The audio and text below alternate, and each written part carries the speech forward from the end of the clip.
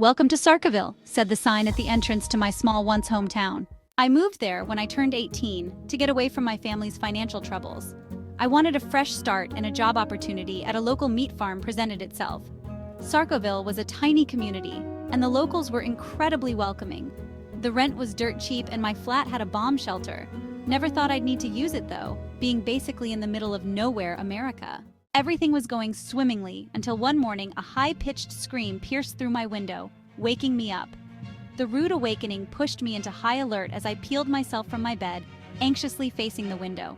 A small crowd was gathering around the source of the almost inhuman noise. At its center stood Jack Smith, screaming bloody murder. His body, deeply sunburnt red, flailed about in a mad dance as he shrieked until his voice cracked.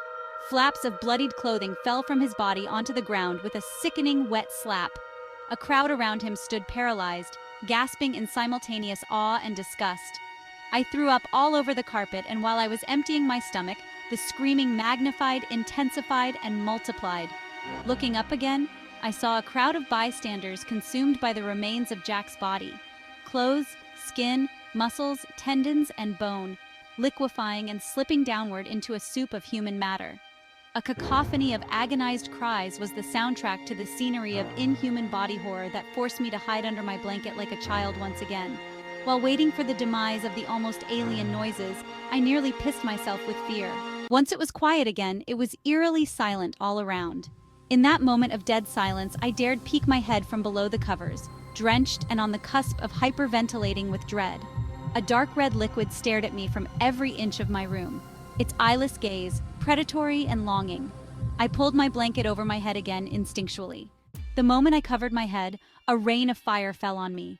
A rain I couldn't escape, a rain of unrelenting pain. The pain fried every neuron in my body, every cell, every atom, burning until there was nothing but a sea of heat, nothing but acidic phlegm in the throat of a fallen god. The pain was so intense it turned into an orgasmic, out-of-body experience. I had lost all sensation in the sea of agony until I began to fall in love with it. I was losing myself in ego death. My being began finding its place in the universe. My purpose laid bare before me as a piece of a carcinogenic mass. In a singular moment, however, as soon as it came, so it had stopped.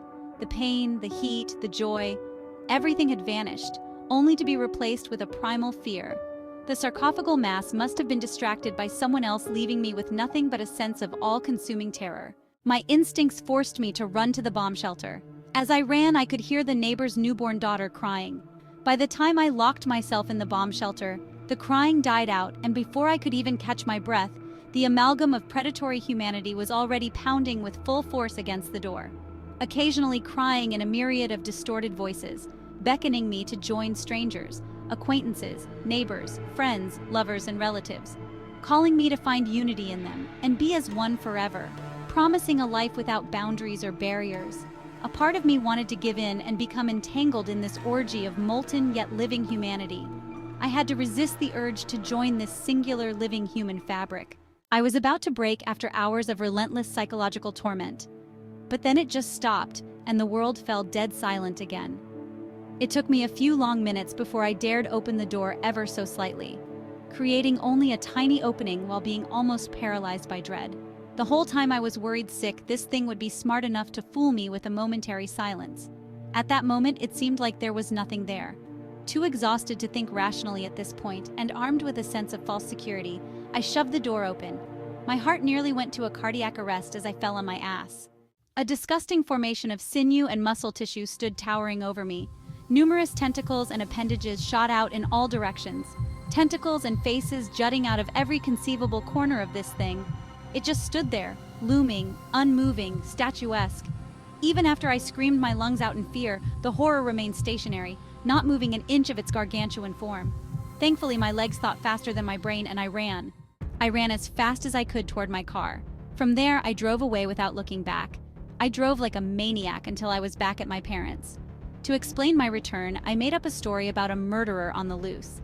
I guess being dressed in my pajamas and showing up as pale as a ghost helped my case. Sometime later, I moved away again, this time to a less secluded place, and the years had gone by. It took me a long time to forget about Sarcoville, but eventually, I did. At first, I couldn't even handle the sound of toddlers crying without being drawn back to that awful place.